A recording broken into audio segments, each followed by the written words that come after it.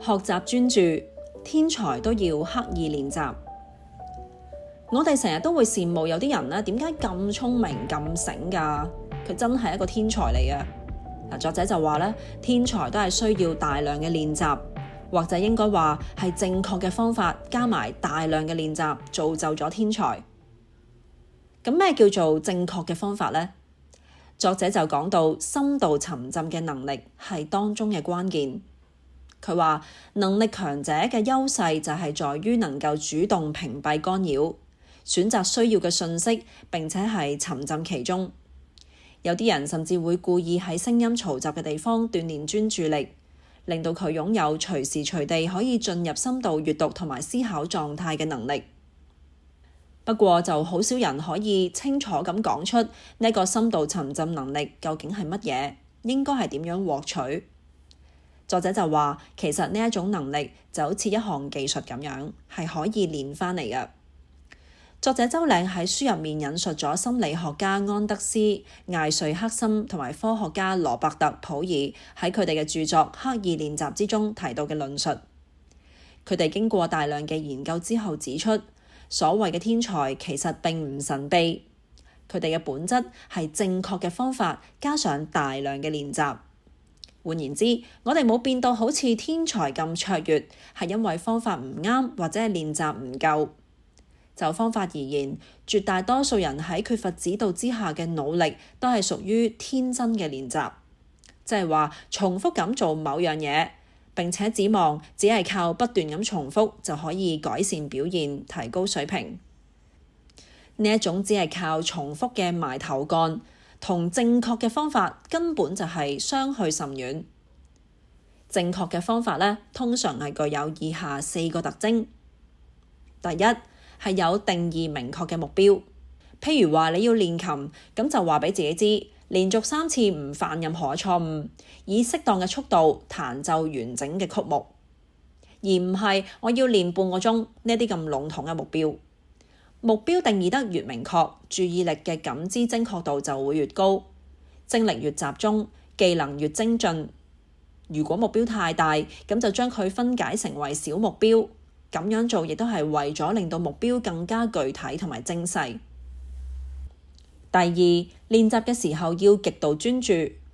大家都知道專注嘅重要性，但係沉浸嘅關鍵係要做到極度專注。亦都即係話喺短時間裏面投入100%嘅精力，比長時間投入70%嘅精力好。因為專注嘅真正動力呢，並唔係毅力同埋耐心，而係不斷發現技巧上面微妙差異同埋持續存在嘅關注點。精力越集中，就感知越細微。極度專注唔單止係學習嘅關鍵，亦都係靈感嘅來源。芭芭拉·歐克利就曾經喺《大腦喜歡這樣學》呢本書之中咁樣介紹，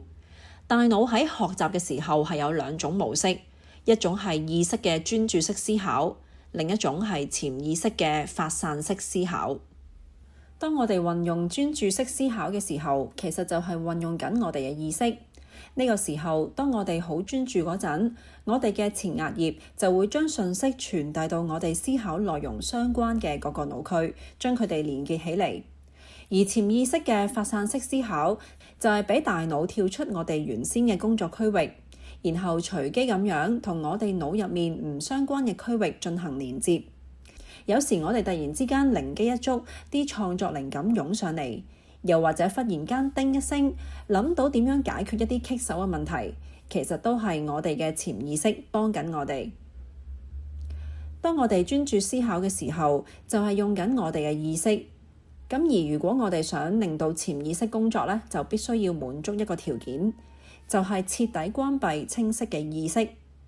即係話，當我哋專注到咁上下，就要停一停，再將注意力轉換到另一件同呢一件事毫不相關嘅事情上面，亦即係做緊嘢嗰陣呢，就要極度投入，之後就要完全轉毛，完全將件事擺低，俾意識徹底放手，等我哋喺後台嘅潛意識幫我哋做嘢。咁樣呢，靈感同埋答案出現嘅機率就會更加高啦。所以呢一點亦都解釋到點解我哋有時會喺去緊廁所啊、沖下涼啊，又或者係好 relax 嘅時候咧，忽然間會諗通啲嘢啦。反而死坐爛坐咧，又未必會有成果嘅喎。其實就係因為我哋嘅潛意識喺我哋刪咗個意識之後咧，幫我哋做嘢。可見好嘅學習模式就係喺做緊 A 嘅時候全神貫注 A， 喺做緊 B 嘅時候全神貫注 B。A 同埋 B 兩件事之間係有非常清晰嘅界線。然後譬如當你做緊 A 呢一件事做到咁上下，就要跳翻出嚟放低 A 呢一件事，咁你嘅潛意識就會喺呢個時候幫你做嘢啦。或者之後你會忽然間對於 A 呢一件事應該點做好啲，有更多嘅靈感。但係如果做緊 A 嘅時候諗住 B， 或者係做緊 B 嘅時候諗住 A 呢，咁樣意識工作嘅深度就會唔夠，潛意識亦都會無法順利開啟。呢一種邊界不清嘅習慣對於提升能力嘅傷害係好大㗎。所以要學習就要徹底專注，要玩就要玩到痛快。呢一句説話就清楚咁説明咗界線分明嘅習慣對我哋性情同埋能力嘅培養有幾咁大嘅好處。第三就係能夠獲得有效嘅回歸。一般嚟講，我哋不論做任何嘢都需要透過回歸嚟到確認自己係邊方面仲有不足，同埋點解會表現未如理想。如果少咗回歸，我哋既容易出錯，又容易走神，而且好難快速提升個人能力。因此，有教練指導係件好事嚟㗎，有老師批評亦都係好事。閉門造車式嘅練習唔單止容易令人分身走神，亦都會令到自己長期係低水平層面徘徊。所以諗盡辦法得到及時有效嘅指導同埋回饋係不斷精進嘅重要條件。如果條件有限，回饋亦都可以透過其他方法，譬如係同其他人交流或者係自我反思嚟到獲取。第四，始終喺拉鋸區度練習，一味重複已經掌握嘅嘢係冇意義㗎。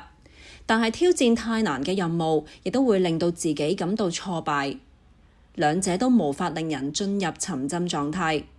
所以好嘅狀態應該係介於兩者之間。喺《心流》呢一本書入面就提出咗一個模型。當我哋對當前嘅活動感到厭倦嘅時候，就說明應該提高難度。當我哋對當前嘅活動感到焦慮嘅時候，就說明應該保持呢一個水平專注練習。咁樣反覆喺困難同埋容易之間交替，亦即係處於一個拉鋸區之中，咁樣就可以令到自己進入心流渠道，沉浸其中。你有冇試過有咁樣嘅經歷呢？就係鍾意一樣嘢而沉溺其中，無法自拔，忘記時間，唔知道疲倦，亦都不論呢一件事係咪娛樂消遣，抑或係學習研究，呢一種沉浸都係可遇不可求嘅自發狀態。但若果想喺某方面有成就，就唔可以依賴呢一種咁唔穩定嘅自發狀態，而要將呢一個自發狀態變為我哋嘅行為模式。因為我哋面對嘅唔單止係興趣，仲有令人心生畏懼嘅核心困難，亦都即係話我哋應該恆常都要做嗰啲令到自己感到有啲困難，但係又可以透過努力嚟到完成嘅嘢。咁我哋先可以跳出舒適區，避開困難區，處於可以令我哋達至心流嘅拉鋸區。所以作者話，我哋可以依據上述4點嚟到建立主動沉浸嘅行為模式。時常練習就可以將呢一個模式固化為深度沉浸嘅底層能力，再延伸到生活嘅各個層面之中。然後只要再刻意重複咁樣去學習，我哋就可以真正喺高效嘅學習模式之中。久而久之，你都可以透過鍛鍊喺你所努力嘅領域上面成為一個高手啦。